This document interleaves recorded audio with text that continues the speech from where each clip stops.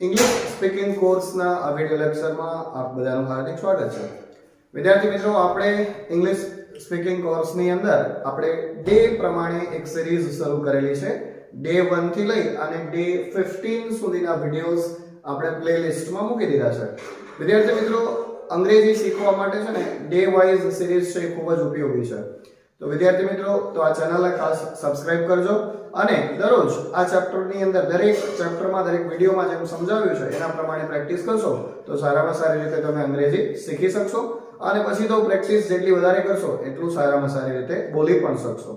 હવે વિદ્યાર્થી મિત્રો, આજે આપણે શીખવાના છીએ હેડ અને વિલ હેવ નો ઉપયોગ। ડે 16 ના વિડિયો લેક્ચરમાં હેડ નો ઉપયોગ ક્યાં થાય? હેડ અને વિલ હેવ છે એ બંને સહાયકારક ક્રિયાપદો છે। તો હવે જે હેડ છે એનો ઉપયોગ છે એ ભૂતકાળની માલિકી માટે થાય। એટલે કે મતલબ કે મારી પાસે કંઈ પણ હતું, આજે છે નહીં, ગઈકાલે હતું, ગયા અઠવાડિયે હતું, એક મહિના પહેલા હતું અથવા તો વર્ષો પહેલા હતું। કોઈ પણ વ્યક્તિ પાસે કોઈ પણ વસ્તુઓ હોય કે કોઈ પણ બાબત હોય જેમની એ વ્યક્તિની માલિકી હોય એ બતાવવા માટે હેડ નો ઉપયોગ થાય। અને વિલ હેવ છે એ ભવિષ્યની માલિકી બતાવવા માટે વપરાય। હવે એમ કહી શકો કે આવતા વર્ષે મારી પાસે કાર હશે, બરાબર, અથવા મારી પાસે નવો સ્માર્ટફોન હશે। ભવિષ્યની અંદર તમારી પાસે કોઈ વસ્તુ હશે અથવા તો કોઈ સાધન સંપત્તિ હશે એવું બતાવવા માટે કે જે તમારી માલિકીનું હશે એના માટે વિલ હેવ વપરાય। તો સૌથી પહેલા આપણે હેડ ને સમજીએ। હવે વિદ્યાર્થી મિત્રો, અહીંયા તમારે બે ભાગની અંદર સર્વનામને પાડી દેવાના, બે ભાગ, આઈ, વી, યુ અને ધે। આઈ, વી, યુ અને ધે છે એ એની સાથે એક સરખા કોઈ પણ સહાયકારક ક્રિયાપદ વપરાય, જ્યારે હી, સી અને ઇટ છે એની સાથે પણ એક સરખા ક્રિયાપદ વપરાય, પરંતુ બંને માટે અલગ અલગ ક્રિયાપદનો ઉપયોગ થાય। પણ અહીંયા હેડ એક એવું ક્રિયાપદ છે કે જેમાં બધા જ સર્વનામની સાથે કે કોઈ પણ નામની સાથે હેડ નો જ ઉપયોગ થશે અહીંયા માત્ર આ બાબત માટે। તો આઈ હેડ એટલે કે મારી પાસે હતું, વી હેડ એટલે અમારી પાસે હતું અથવા તો આપણી પાસે હતું। એવી રીતે યુ હેડ, યુ છે એ એકવચનમાં પણ વપરાય અને બહુવચનમાં પણ વપરાય। એટલે યુ હેડ એટલે તારી અથવા તો તમારી પાસે હતું। અને they had એટલે કે તેઓ પાસે હતું।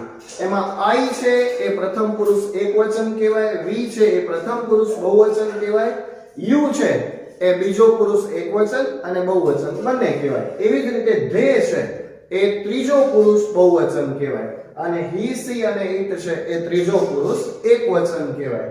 he had એટલે તેની પાસે હતું, he છે એ માત્ર છોકરા કે પુરુષ માટે વપરાય, she છે she had એટલે કે તેણી પાસે હતું એ છોકરી કે સ્ત્રી માટે વપરાય, અને it had એટલે તેની પાસે હતું એટલે કે નિર્જીવ વસ્તુ અને પશુ પક્ષી માટે વપરાય। બરાબર, તો આ વાત થઈ હેડ ની। હવે આપણે એને વાક્યની રીતે જોઈએ કે વાક્યો કઈ રીતે બની શકે। આપણે કોઈ પણ બાબત કેવી છે કે ભાઈ ગઈકાલે મારી પાસે ઘડિયાળ હતું એમ કેવું છે, તો શું કઈ રીતે વાક્ય બનશે? ઘડિયાળ એને વોચ કહેવાય, હતું તો એના માટે હેડ વપરાય, ગઈકાલ એટલે યસ્ટરડે કહેવાય અને મારી પાસે એટલે આઈ હેડ કહેવાય। તો હવે આ વાક્યને ગોઠવવાનું કઈ રીતે છે? તો એના માટે વિદ્યાર્થી મિત્રો તમારે છે ને એની વાક્ય રચના યાદ રાખવી પડે। તો સૌથી પહેલા કર્તાનો ઉપયોગ થાય, ત્યાર પછી હેડ આવે અને કર્મ એટલે કે તમારી પાસે જે વસ્તુ હતી કે સાધન સંપત્તિ હતી એ કર્મ કહેવાય। અને અન્ય શબ્દ અત્યારે આપણે હેડ સમજીએ છીએ એટલે ભૂતકાળની માલિકીની વાત સમજીએ છીએ, તો એના માટે કયા કયા શબ્દોનો ઉપયોગ થાય એ આપણે ત્યાર પછી જોઈએ, એક્ઝામ્પલ જોઈએ, એની સાથે સાથે એ શબ્દોને પણ આપણે જોઈ લઈએ છીએ। તો પહેલું એક્ઝામ્પલ છે કે આઈ હેડ એન ઓલ્ડ કોઈન, મારી પાસે જૂનો સિક્કો હતો। બીજું એક્ઝામ્પલ છે રામ હેડ અ ટિકિટ ઓફ પુષ્પા 2 યસ્ટરડે, એટલે કે ગઈકાલે રામ પાસે પુષ્પા 2 ની ટિકિટ હતી અથવા તો રામ પાસે પુષ્પા 2 ની ગઈકાલે ટિકિટ હતી। ગઈકાલ છે એને આપણે ગુજરાતીમાં આગળ પાછળ ગમે ત્યાં કરી શકીએ છીએ। તો વિદ્યાર્થી મિત્રો, આ રીતે આના એક્ઝામ્પલ્સ બને છે। હજુ આપણે એ સમજવાનું છે કે હેડ એટલે ભૂતકાળની માલિકી છે, તો એના માટે કયા કયા શબ્દોનો ઉપયોગ થાય. જેમ કે અહીંયા યસ્ટરડે લખ્યું, એવી રીતે કયા કયા શબ્દો વપરાય. ગઈકાલ એટલે યસ્ટરડે થાય, ગઈ રાત્રે, ગયા અઠવાડિયે, ગયા મહિને, ગયા વર્ષે, બરાબર, અથવા ગયા સોમવારે. તો આવી જ્યારે વાત કરવી છે તો એના માટે કયા શબ્દો વપરાય એ આપણે જોઈએ અને બાકી વધુ એક્ઝામ્પલ્સ આપણે જોઈ લઈએ. ચલો વિદ્યાર્થી મિત્રો, હવે આપણે જોઈએ કે ભૂતકાળ સૂચવતા શબ્દો કયા છે. તો ગઈકાલે એટલે યસ્ટરડે, ગઈ રાત્રે એટલે લાસ્ટ નાઈટ, ગયા અઠવાડિયે એટલે લાસ્ટ વીક, એવી જ રીતે ગયા મહિને કે ગયા વર્ષે તો લાસ્ટ મંથ અને લાસ્ટ યર, ગયા સોમવારે તો લાસ્ટ મંડે અને ઘણા સમય પહેલા તો લોંગ અગો એમ કહી શકાય. હવે વિદ્યાર્થી મિત્રો કેટલાક ઉદાહરણ આપણે બાકી હતા, તો ગુજરાતીમાંથી અંગ્રેજી કઈ રીતે થઈ શકે એ સમજીએ. અમારી પાસે સોનાની મૂર્તિ હતી, બરાબર, અમારી પાસે સોનાની મૂર્તિ હતી એટલે કે મૂર્તિની માલિકી હતી પણ ભૂતકાળની અંદર. તો કેવી રીતે થશે? અમારી એટલે અહીંયા વી થશે, વી એની સાથે હેડ આવશે. વી હેડ સોનાની એટલે સોનાની મૂર્તિ એટલે એવું થશે કે વી હેડ અ, મૂર્તિને કહેવાશે સ્ટેચ્યુ ઓફ ગોલ્ડ, બરાબર. એમ પણ કહી શકાય અને એમ પણ કહી શકાય કે ગોલ્ડન સ્ટેચ્યુ, બરાબર, બંને સાચા છે.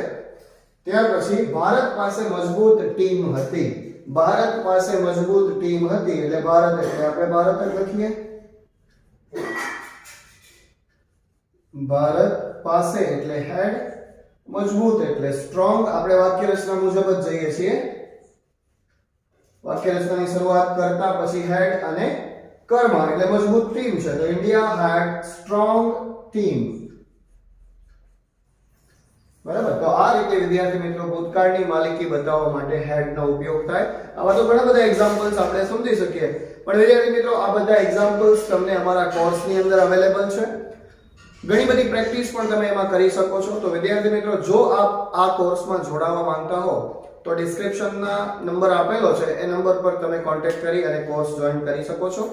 અને વિદ્યાર્થી મિત્રો આ જ રીતે સ્પોકનના કોર્સ આપણે દિવસા દિવસ વિડીયો અપલોડ કરતા જશું અને સારામાં સારી રીતે અંગ્રેજી તમને શીખવવાનો પ્રયાસ કરીશું. હવે વિલ હેવ જે બાકી છે એ વિલ હેવ આપણે નેક્સ્ટ વિડીયોની અંદર જોઈએ કે વિલ હેવ છે ભવિષ્યની માલિકી બતાવવા માટેનો ઉપયોગ થાય છે. તો એને ડિટેલમાં આપણે આવતા વિડીયોની અંદર સમજશું, ડે 17 ના વિડીયોમાં.